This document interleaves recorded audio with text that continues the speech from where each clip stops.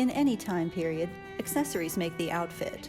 A linen cap and kerchief, garters, stockings, and of course a pocket complete Anna's ensemble. Both men and women wore head coverings outdoors.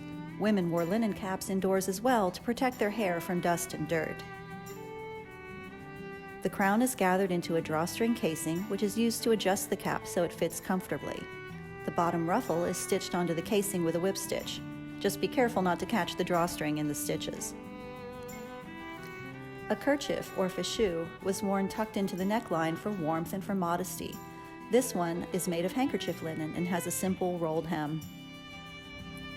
Elastic wasn't invented until 1820, so both men and women wore ribbon garters to hold up their knitted stockings. I made these of scraps left over from the polonaise.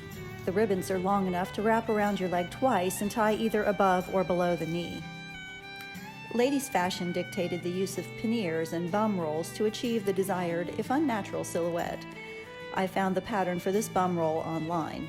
It was easy to adjust it to my waist measurement, and when finished, it takes the shape of a crescent moon and ties on over the stays. Plain or embellished, a pocket tied around the waist on a ribbon and could be worn either inside or outside the petticoat. This one was too pretty to cover up. Though a colonial lady would have freehanded her embroidery design, the period pattern included this floral motif.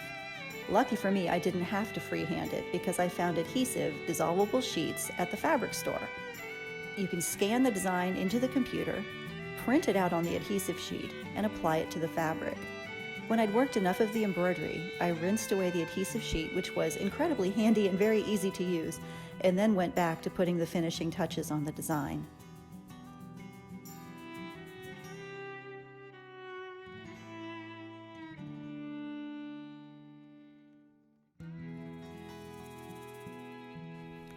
I think the scariest part of this whole project was cutting out the pocket after I'd worked the embroidery.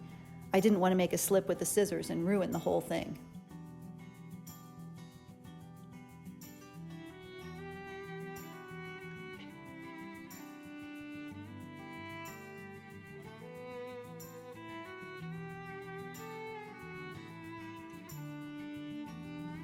The pocket needed a lining to keep the embroidery threads from catching on anything, and I used scraps from the bum roll to add interest on the inside of the pocket. Once it was sewn onto its ribbon, it was done. In the novel, Anna carries her knife and the money pouch from Uncle William in her pocket.